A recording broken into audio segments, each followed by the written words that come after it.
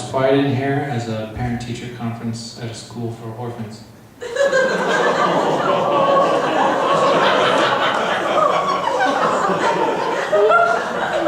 I think it'd be pretty hard to lose a sibling, especially if it was a twin. And it would really suck if it was a Siamese twin. Yeah. You'd be scarred for life.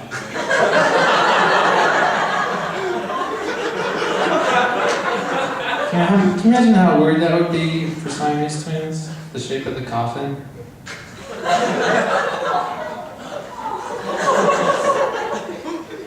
Anyways, I'm kind of scared to have kids because muscular dystrophy runs in the family, just not as fast.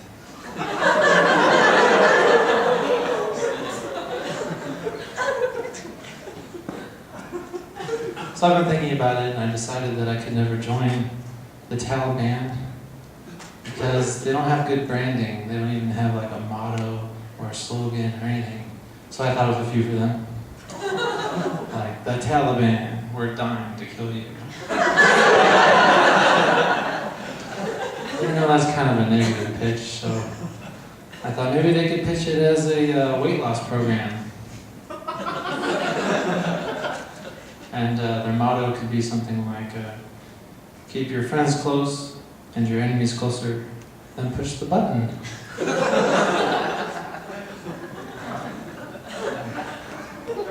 Anyways, that's a little bit dark, so I think I'll lighten it up and I'll tell you a joke. So, you might have heard this one. What's worse than finding a worm in your apple? Yeah, that's right. Finding half a cat in your bed. That's worse.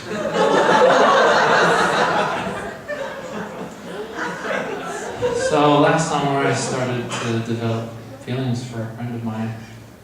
And I think that she could tell because she said to me, we're just friends, right?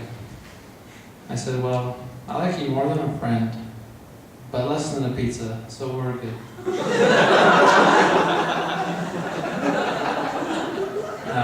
Recently had dinner at Applebee's. I was a little worried because it came time to pay. I didn't have any cash or card on me, and I noticed a sign that said, no personal checks. So I wrote them a check to whom it may concern.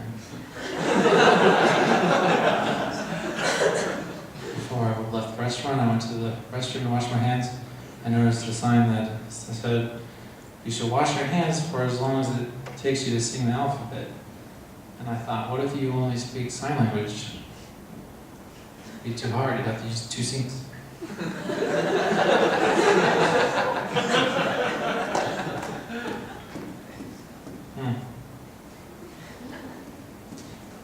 So I have this friend. His name's Isaiah. He's a mechanical engineering major. And I said to him, Isaiah, I could never understand mechanical engineering, it's too complex. He said, no, everything's simple if you break it down into smaller and smaller pieces. I said, cats are simple.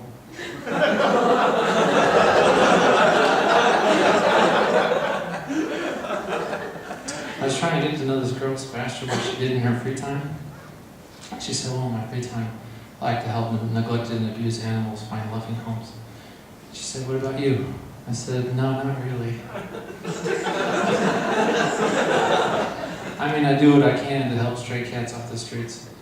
But like most things, it's hit and miss.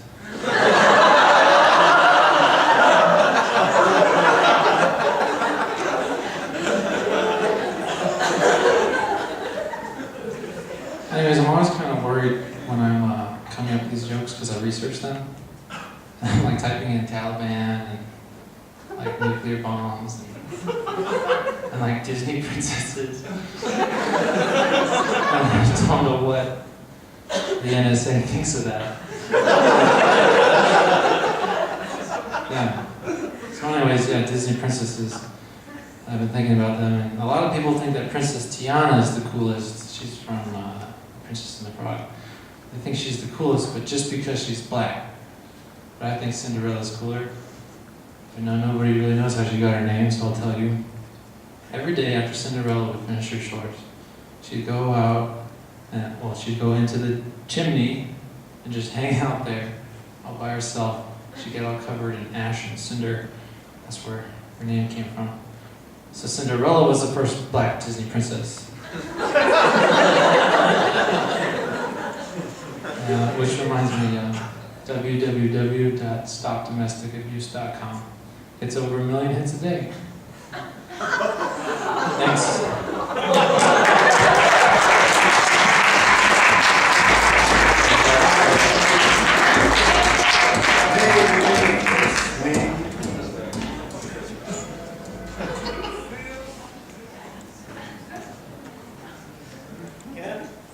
Give it up for Justin, everyone.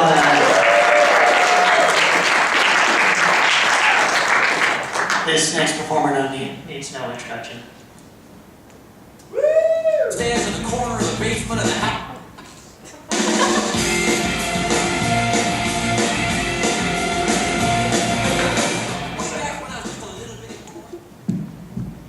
It was me.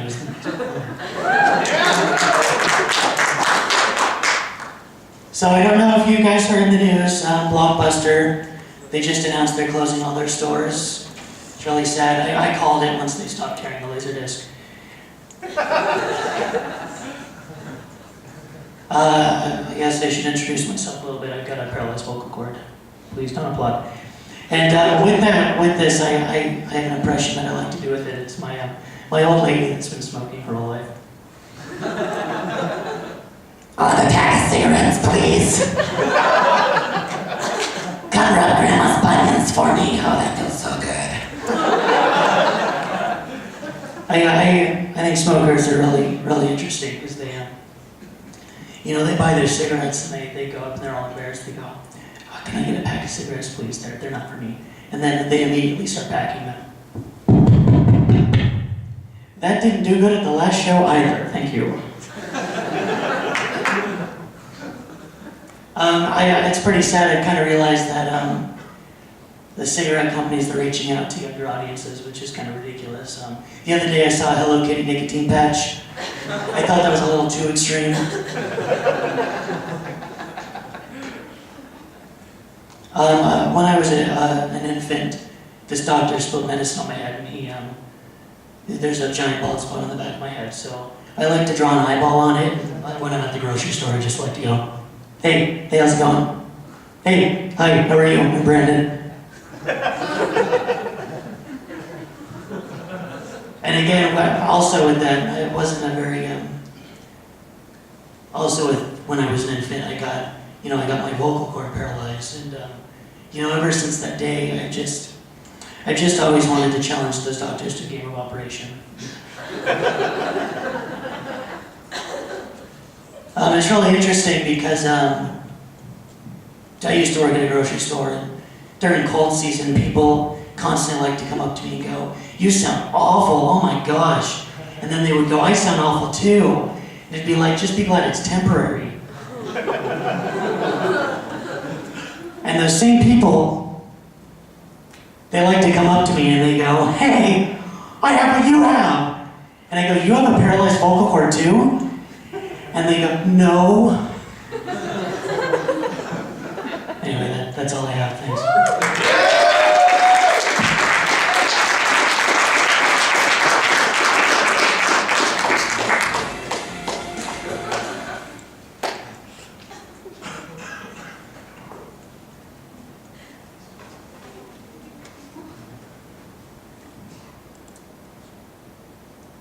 Wow, that was great. Wow.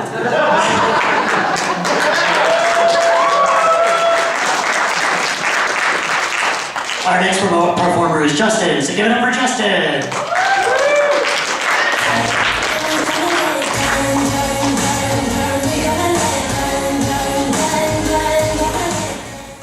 How you guys doing tonight?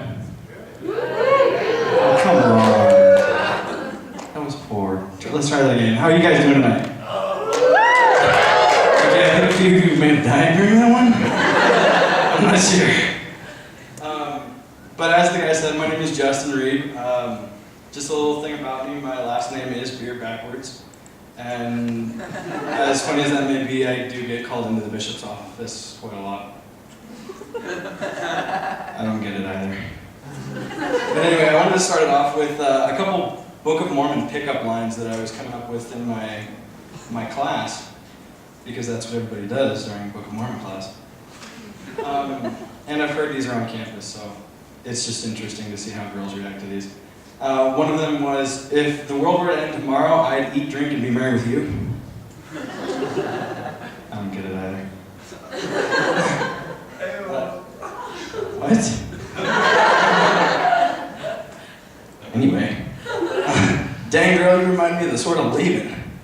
Exceedingly fine. And then there's this one.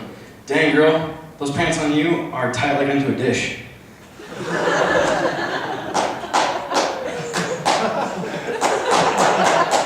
You're terrible. Why are you guys doing this? I was studying the book of Numbers last night and I realized that I didn't have yours. Yeah, that was lame. But anyway, enough of that. I wanted to talk a little bit about my patriarchal blessing. And it tells me things. Which, to be honest, it's kind of weird how exact it was, because I was able to go my entire life without hearing one phrase. And that was, listen to your mother. And the one time I did hear it was in my patriarchal blessing, and it had to be from the most omnipotent person in the world. And that made me feel so much better about my life. But anyway, since then, she's used it for just about anything. And sometimes it gets annoying, sometimes it's funny. Like the other day, I was going to get some cereal. And this is while I'm at college, so keep that in mind. I grab a box of like Captain Crunch, and I pull it out, and I start to pull my cereal, and then all of a sudden I hear this voice just, you should pick something better, more healthy. I'm like, who is that? And I turned back, and I was like, what are you doing here, Mom? And she's like, you need to listen to your mother, pick something else. And I did the same thing, like a different day I was putting on this shirt, and it was a red shirt, and I thought it looked good. And out of nowhere, I just see these eyes from the door. And it's just like, you should put on the blue one, it makes you look better. Like, Mom, seriously, you don't need to be here in college, go away. This is just weird. It was bad enough when you called me while I was at the house. It was weird because she'd call me and we lived in the same building. Anyway. The other day I was also walking around and I noticed this homeless guy on the street, and I wanted to be a little bit compassionate to him, so I was like, I should probably give him something. So being the humble disciple and follower of Christ that I am, I pulled out my wallet, but at the same time I realized that I was still a poor college student and had no money, and then the moth started to just fly out of my wallet. So at that point I was like, dang it, he already saw me open my wallet, now I have to give him something. So I started to ruffle through my wallet, and I was like, okay, this will do. And so I give him this gift card for a cell phone case, and then I just walk away. I don't know what he's going to do with that either. But oddly as it may seem, like 2 weeks later, I saw the guy making a phone call from this like OtterBox iPhone 5. So I guess it worked for him. I mean, come on. But then I thought about like, what other times would that be a good idea? Like, what gift cards could we use? Like, maybe here's a gift card to Hollister. You look bad, try something else. Or here's a gift card to Great Clips, go get a haircut.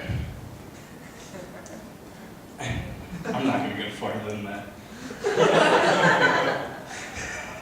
That one's just bad. Anyway, so I was going around, and oddly enough, I was at Fat Cats, and there was this guy in the bathroom. There's been a lot of bathroom jokes tonight, it's kind of weird. Anyway, so I was in the bathroom, and the guy in the stall next to me was kind of having troubles. And that made things awkward for me. Just because I would sit there and all I can hear is and I could tell he was like a bigger guy, so I'm like, okay, this guy's gotta be like the 1970s leather jacket, spikes, motorcyclist guy. And then his phone starts to ring, and bathroom protocol for me is you don't answer the phone in the bathroom, no matter what's going on. Like, if your sister's in the hospital dying and the doctors are calling you, you shouldn't answer it then either. But he picks up the phone, and all I hear is, shine bright like a diamond, and it's just his ringtone. I'm like, what is this? And so I like expected that from a 16-year-old girl. I was like, totes cray cray, this is my ringtone, you should check it out. Snapchat, Facebook status. And so I'm sitting there like, what is this? It must be a really important call, like his doctor, because his sister's dying. And it was his dad. So he picks up the call, he's like, hey Dad, what's up? No, nothing important, just going to the bathroom. I'm like, you don't do that. And so anyway, I tried to think about when that would be applicable, and I couldn't think of anything, so I was like, maybe he did it during a job interview. Like he just answers the phone call, like, is this Joe Sag? He's like, yeah, yes. I'm like, what? No. Don't do it. So, like, I could imagine how that phone call ended. He's just standing there, and then he goes to flush. And the guy on the other line was like, did you flush? No, that's the wind. I was in a tunnel. Anyway, on the same topic of cell phones, I found out that the best way to mess with anybody is to take out your cell phone at a social gathering where there's like a round table in the middle and set it on the table. And I've noticed that it becomes this twisted game of Russian roulette to see who's more popular at the table. Because if you set it to vibrate and everybody's got their phone on the table, everybody will pick up their phone if your phone vibrates. So at the same time, you set your phone down and you like tell your friend to text you or something, and you get a text, so you pick up your phone and thinking, man, I feel good about myself, I'm more popular than you guys. And then you realize that you told the person to text you, so. It wasn't that funny, you don't need to laugh. So anyway, on the same note of phones, I've realized that phones have come a long way, but at the same time, they've also degraded a lot. Like back in the 90s, you could drop a cell phone and nothing would happen. Like if you were to drop a Nokia from the Empire State Building, the only thing that would happen is that there'd be a small crater in the floor. But if you were to drop like your Samsung Galaxy S3 or something like that, like it's like somebody dropped a baby. You're like, what just happened? You like start to caress it, and you're like, no. And you have to have a case. By the way, when dinosaurs became extinct, it wasn't an asteroid that wiped them out. It was God dropping his Nokia.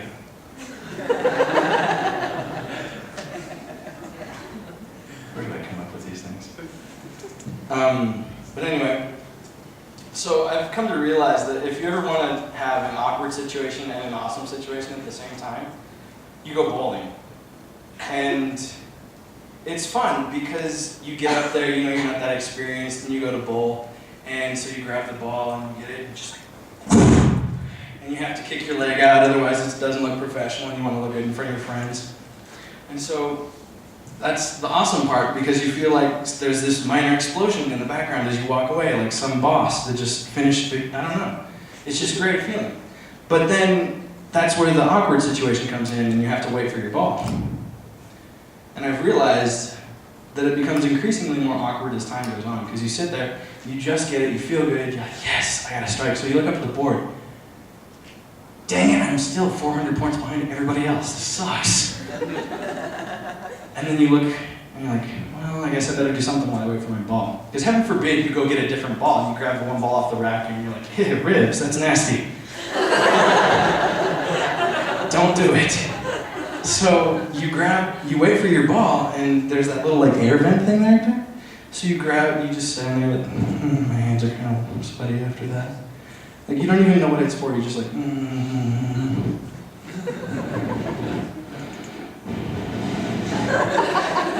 Come on. And so you just stand there, and then when your ball finally gets there, you realize that all of your friends are left, and you're standing there alone, and the game is already over.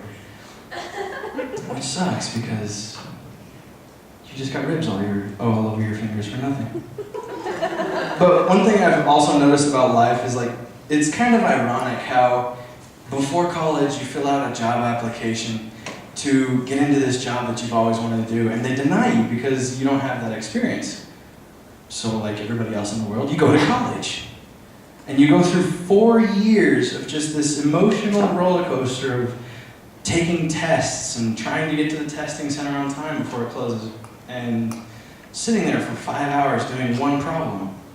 And then you finally graduate and you're like, yes, I'm gonna get that job that I've always wanted. And so you go and apply for the job, and the guy's like, sorry, you don't have any experience. I was just in college for 4 years. He's like, I'm sorry, I can't do anything about it. And that's when you end up working at McDonald's. That's also where most art majors go if you're like that. Or engineering. There's a couple of you out there. But anyway, that's me. Thanks guys for coming.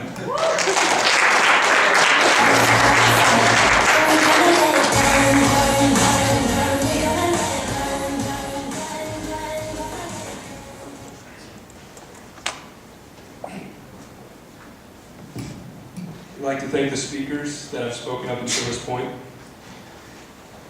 The choir and congregation will now sing. Just kidding. Really quickly, before we go on, I have noticed if you have to give a talk in church, there's a formula to follow.